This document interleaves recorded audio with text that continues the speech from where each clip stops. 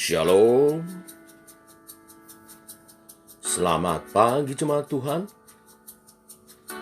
Berjumpa kembali dalam Doa Pagi Online. Mari datang ke hadirat-Nya. Sembah Bapa kita yang setia. Dia tidak pernah meninggalkan umat-Nya. Dia selalu serta kita. Bapa, Kau setia. Bapa, Kau setia,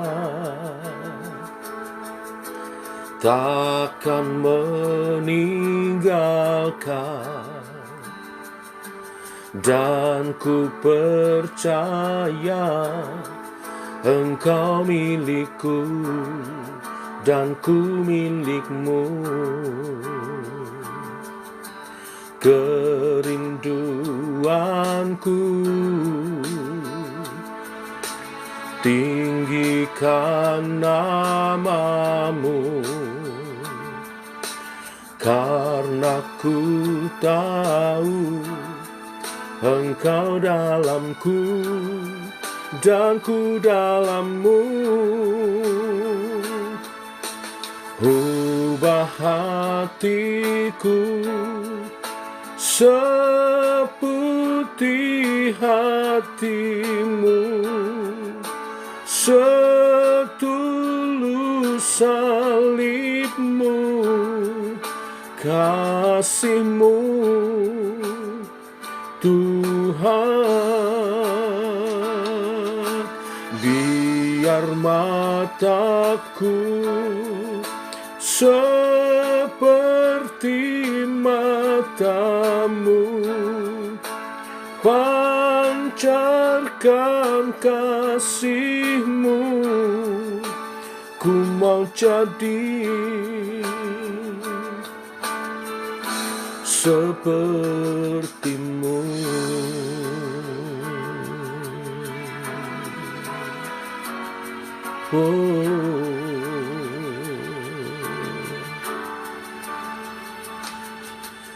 Kerinduanku tinggikan nama-Mu, karena ku tahu Engkau dalamku dan ku dalam-Mu.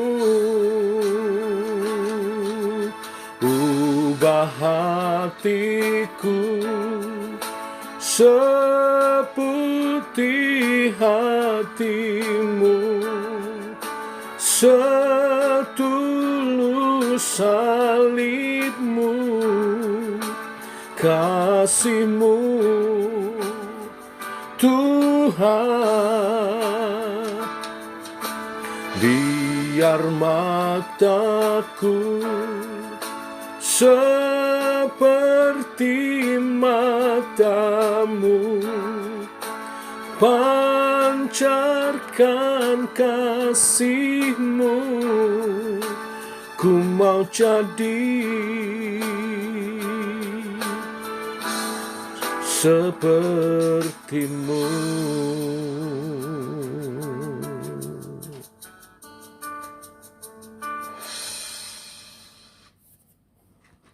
Menjadi seperti-Mu Tuhan, seperti Yesus. Itulah tujuan karya Tuhan dalam diri kami. Dan kami berproses di dalamnya. Bentuk seturut kehendak-Mu, sesuai firman-Mu yang sebentar kami renungkan. Dalam nama Tuhan Yesus Kristus. Amin. Bapak Ibu, mari kita lanjutkan pembacaan dan perenungan firman Tuhan pada pagi hari ini. Kejadian pasal 35 ayat 1 sampai yang ke-15. Demikian firman Tuhan. Allah berfirman kepada Yakub, "Bersiaplah, pergilah ke Betel, tinggallah di situ, dan buatlah di situ mezbah bagi Allah, yang telah menampakkan diri kepadamu ketika engkau lari dari Esau kakakmu. Lalu berkatalah Yakub kepada seisi rumahnya dan kepada semua orang yang bersama-sama dengan dia, "Jauhkanlah dewa-dewa asing yang ada di tengah-tengah kamu. Tahirkanlah dirimu dan tukarlah pakaianmu. Marilah kita bersiap dan pergi ke Betel. Aku akan membuat mezbah di situ bagi Allah yang telah menjawab aku pada masa kesesakanku dan yang telah menyertai aku di jalan yang kutempuh."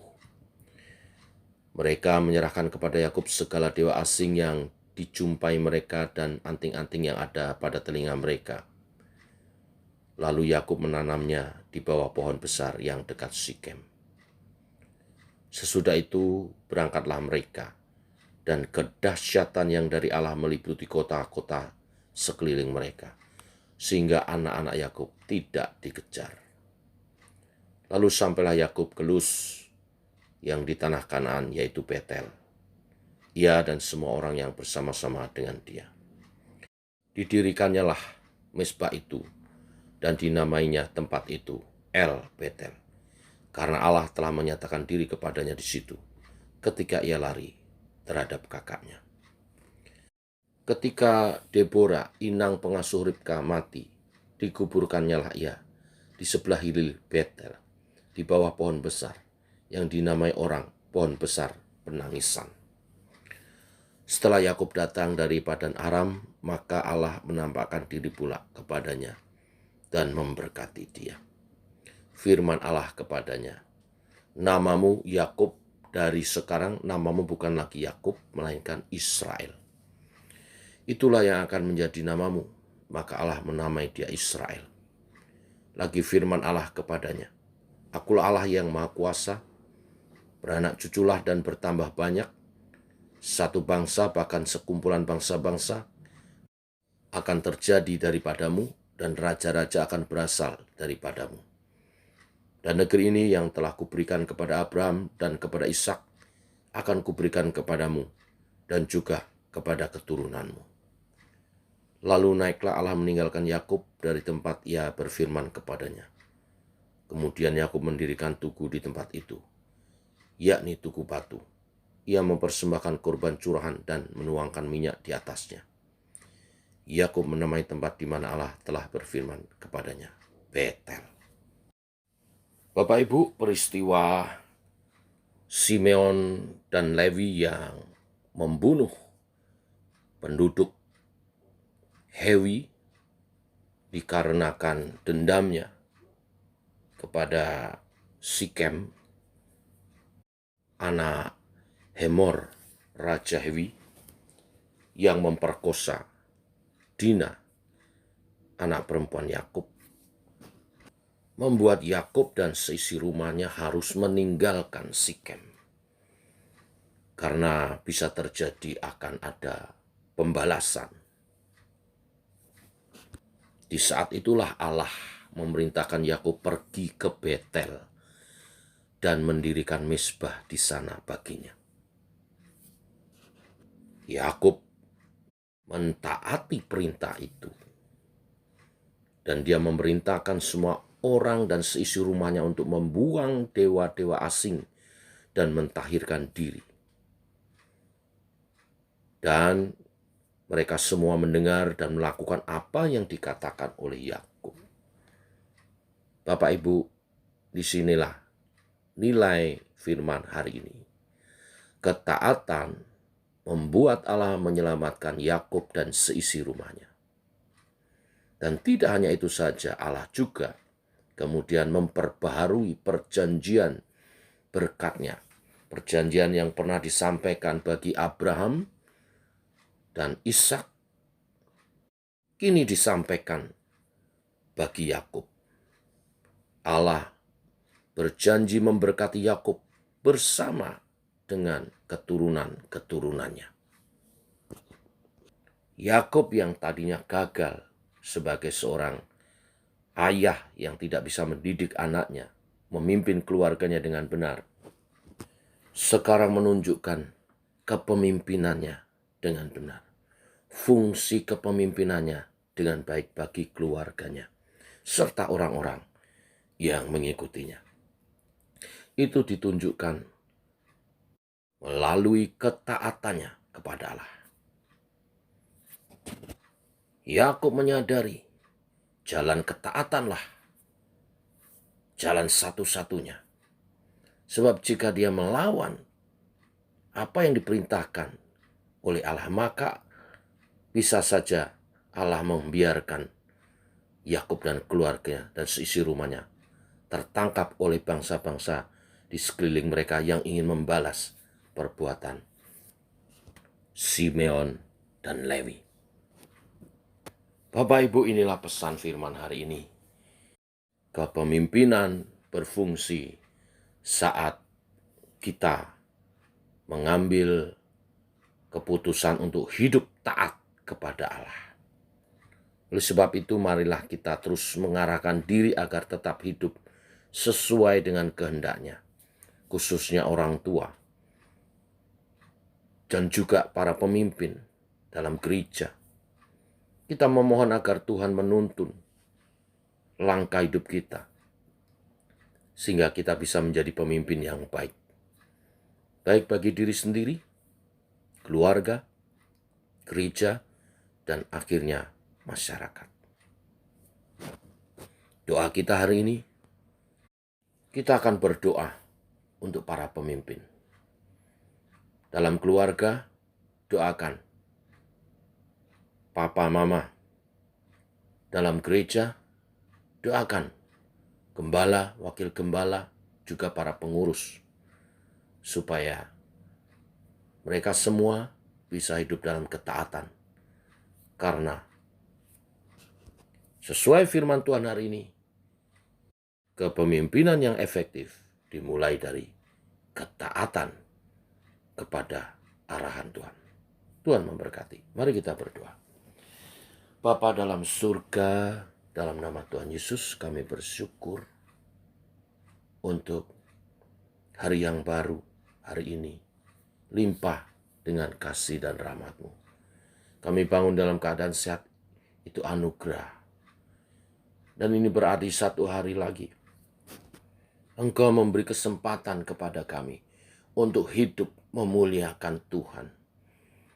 Secara khusus kami para pemimpin untuk dapat memimpin baik keluarga kami, gereja yang Kau percayakan kepada kami, atau juga di masyarakat.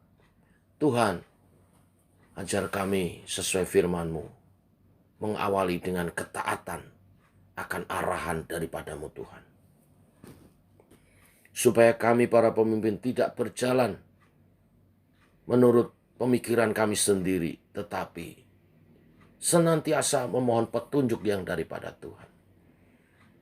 Kami mau melekat dengan hati-Mu, sehingga kami mengerti isi hati-Mu, dan Engkau mengarahkan kami dalam tugas pelayanan kami, baik memimpin keluarga, jemaat Tuhan, gereja Tuhan, maupun juga di masyarakat, di usaha pekerjaan, di perusahaan, sehingga kepemimpinan kami efektif dan memuliakan Tuhan. Keluarga kami berbahagia, masa depan indah, anak-anak mempunyai masa depan yang baik, dan juga gereja kami bertumbuh baik secara kualitas dan kuantitas, dan kami menjadi berkat bagi masyarakat di sekitar kami. Bimbing kami Tuhan, terus pegang kami. Allah Roh Kudus, Engkau berkarya di dalam kami oleh kebenaran firman-Mu. Pada kesempatan ini kami juga berdoa untuk acara perayaan Natal, baik perayaan Natal Gereja JKI Sema tanggal 18, konser Sema Choir bersama Chamber Orkes. Kami rindu setiap jemaat dan keluarga-keluarga yang hadir menerima pesan Natal secara khusus, dan mereka mengalami Tuhan, mengalami perjumpaan dengan Tuhan. Tidak hanya pribadi lepas pribadi, tetapi juga keluarga-keluarga. Demikian juga Natal bersama warga apartemen tanggal 23 di Gereja JKI Sema. Engkau melawat Tuhan, sehingga setiap orang yang hadir pun menerima Yesus sebagai Tuhan dan Juru Selamat. Semua yang hadir diberkati. Demikian juga ibadah Natal tanggal 25 maupun juga acara ibadah syukur tutup tahun. Kami menyerahkan ke dalam tangan Tuhan. Panitia yang melatih dan merencanakan semua, Tuhan berkati urapi. Semua bagi kemuliaan nama Tuhan, dan supaya setiap umat Tuhan mengalami Tuhan, berjumpa dengan Gusti pribadi, dan mereka bertumbuh dalam iman percaya sebagai umat yang berkenan dan siap menyambut kedatangan-Mu. Ini doa-doa kami untuk hari ini Tuhan. Kami berdoa di dalam nama Tuhan Yesus Kristus. Amin. Demikian saudara doa pagi kita. Selamat pagi, selamat berjalan bersama dengan Tuhan. Salam sehat, tetap semangat. Shalom.